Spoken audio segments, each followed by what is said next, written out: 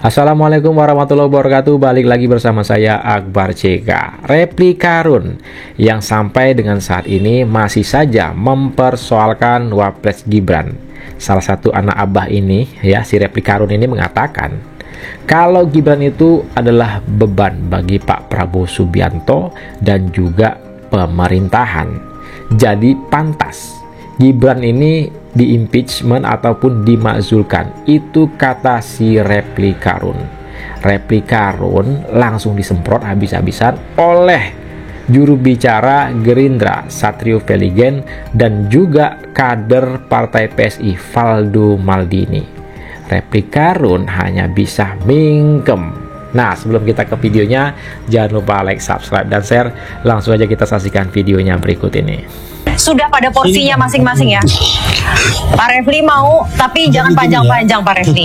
Sedikit saja. Kalau mengkritik itu jangan seperti bahasa GBHN, mengeluarkan statement. Kita harus berpikir dengan sekritis-kritisnya.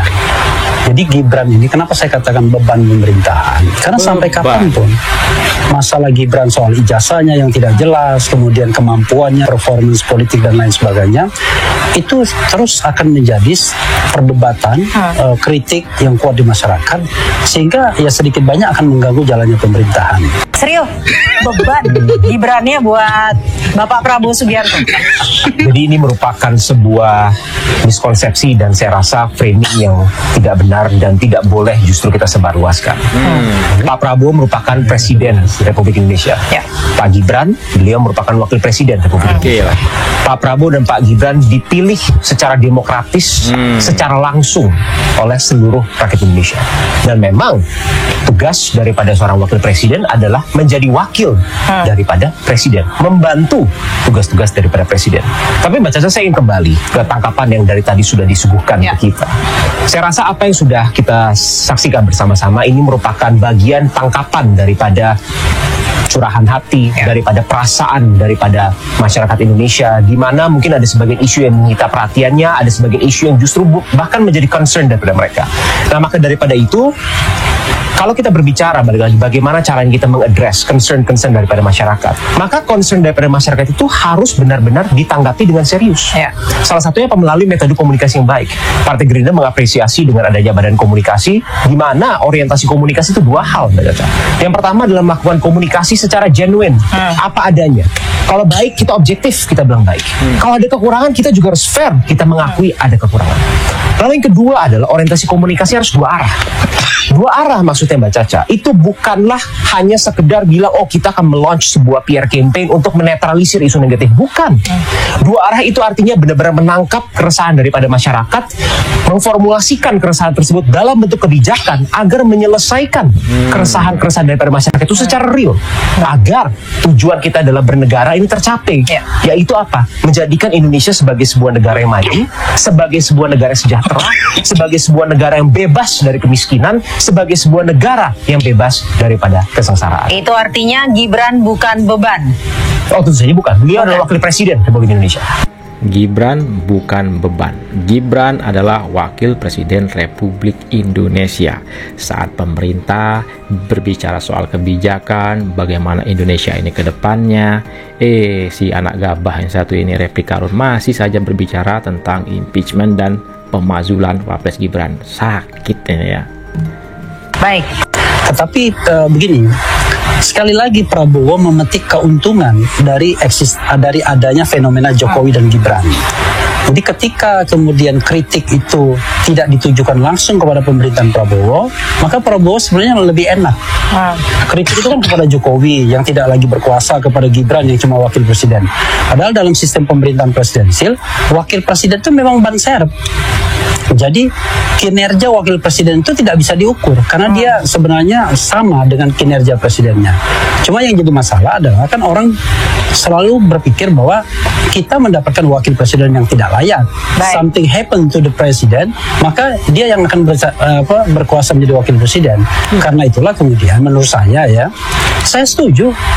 Suatu saat harus ada impeachment terhadap Gibran Raka-Buming. This is my statement. Baik, biar adil di segmen ini saya mau kasih waktu buat Bang Valdo jawab deh Bang, sedikit Bang, silakan Bang.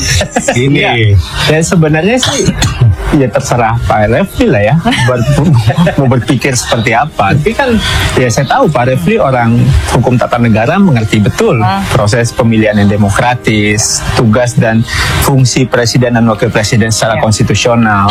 Tapi kalau seandainya malah dituduhkan bahwa ini soal bagaimana Pak Jokowi dan Mas Gibran, ya nggak apa-apa juga. Pak Refli bebas berbicara dan itu dilindungi oleh konstitusi. Ya, tidak ada masalah. Pak Refli sampai hari ini masih nggak apa-apa, baik-baik aja. Ya kan, konstitusi kita membebaskan orang berekspresi. Ya, Pak Refli pasti tahu pasalnya pasal berapa. Tapi sekali lagi fungsinya di sini kan ini menggambarkan bahwa apa yang digambarkan di media sosial, mungkin khususnya Twitter ya, saya kira data ini nggak perlu kita bantah, atau bahkan semua kanal tidak perlu kita bantah. Tentunya mudah-mudahan ini juga masukan buat Mas Gibran. Ya inilah yang realita hari ini. Pak Yan nggak mungkin bohong, data nggak mungkin bohong, metodologinya pasti macam-macam. Kita menghargai Crown and Print dengan data-datanya, tapi sekali lagi pasti ini akan menjadi masukan. Sama seperti tadi kritik-kritik atas program pemerintahan, nggak dibungkam, tapi menjadi masukan. Itu yang paling penting. Beliau juga adalah Kepala Badan Percepatan Pembangunan Otsus Papua. Kemarin dilengkapi oleh Pak Prabowo dengan Komite Percepatan Otsus Papua. Jadi beberapa kali kita lihat, beberapa kali Mas Wapres punya concern terhadap pembangunan Papua, karena Papua juga punya dana otonomi khusus yang besar. Yang kedua, beliau juga adalah orang yang mendorong terjadinya hilirisasi.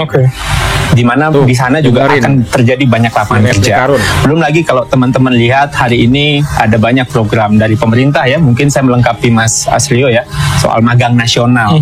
Itu kan sedang dibuka tuh untuk teman-teman fresh graduate. Tapi inisiasi Mas Wapres itu tentunya kan bagian dari pemerintahan tentunya. Jadi kan nggak bisa kita pisah-pisahan, oh ini Pak Menteri ini Pak Prabowo ini Pak Gibran, kan nggak bisa begitu.